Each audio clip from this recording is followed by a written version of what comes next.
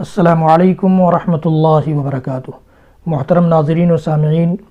اسلامی بھائیوں، دوستوں، عزیزوں، ماؤں اور بہنوں، ہم اور آپ شعبان کے مہینے سے گزر رہے ہیں۔ شعبان کا مہینہ بڑی فضیلتوں والا مہینہ ہے، بڑا بابرکت مہینہ ہے، لیکن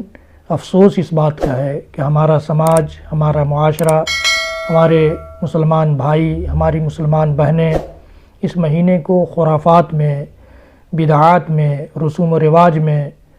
یہاں تک کہ شرکیات تک کے اعمال میں گزار دیتے ہیں۔ اپنے آپ کو ان چیزوں سے بچائیے، ان اعمال سے بچائیے۔ اس مہینے کی 15ویں رات کو خاص طور سے قبرستان جانا، موم بتیاں اگربتیاں جلانا اور پٹاخے چھوڑنا، یا اسی طرح سے اچھے اچھے کھانے بنانا، حلوے بنانا، یہ ساری چیزیں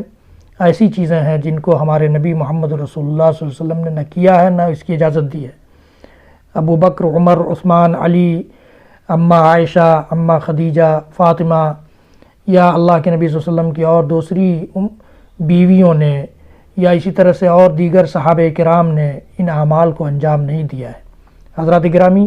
15ویں رات سے متعلق ایک حدیث ہے جس سے پتہ چلتا ہے کہ اللہ تعالیٰ اس رات میں ہر اس بندے کی مغفرت فرما دیتا ہے جس نے شرک نہ کیا ہو اور جس کے دل میں کسی مسلمان بھائی سے متعلق کینہ کپٹ نہ ہو۔ اللہ کے نبی صلی اللہ علیہ وسلم کی حدیث گرامی ہے، جس کو بعض محدثین نے حسن تک قرار دیا ہے،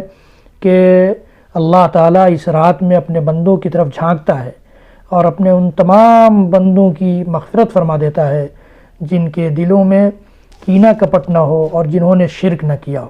تو اس حدیث کا تقاضا تو یہ تھا کہ ہم اپنے آپ کو پوری زندگی شرک سے محفوظ رکھنے کی کوشش کرتے، شرک سے بچاتے، شرک کے سلسلے میں ہم اپنے قدم کو پھونک پھونک کر رکھتے، شرک سے بہت زیادہ چوکنا رہتے، شرک میں کسی قسم کی لاپرواہی نہ برتتے، لیکن ایسا نہیں ہو سکا۔ اسی طرح سے دوسرا تقاضا یہ تھا کہ ہم اپنے بھائیوں سے، اپنی بہنوں سے کینہ کپٹ نہ رکھتے، اپنے دل کو صاف ستھرا رکھتے اپنے بھائیوں کے تئیں۔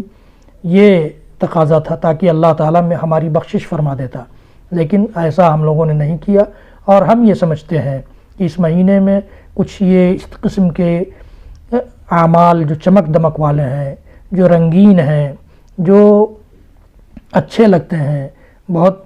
نیک لگتے ہیں، بہت ہی صالح اعمال لگتے ہیں، حالانکہ صالح ہیں نہیں، اس لیے کہ کوئی بھی وہ عمل صالح نہیں ہو سکتا، اچھا نہیں ہو سکتا، نیک نہیں ہو سکتا جسے نبی اکرم صلی اللہ علیہ وسلم نے کیا نہیں ہے، بتایا نہیں ہے۔ اس لیے ہوشیار رہیے، ان چیزوں سے اپنے آپ کو بچائیے، شرک سے اور کینہ کپٹ سے اپنے آپ کو ہمیشہ محفوظ رکھنے کی کوشش کیجیے، اللہ تعالیٰ یوں ہی مغفرت فرما دے گا۔ اللہ رب العالمین ہم سب کو کہنے سننے سے زیادہ عمل کی توفیق دے۔ وصلی اللہ تعالی علی نبینا محمد وعلی آلہ وصحبہ وسلم، وآخر دعوانا ان الحمد للہ رب العالمین، والسلام علیکم ورحمۃ اللہ وبرکاتہ۔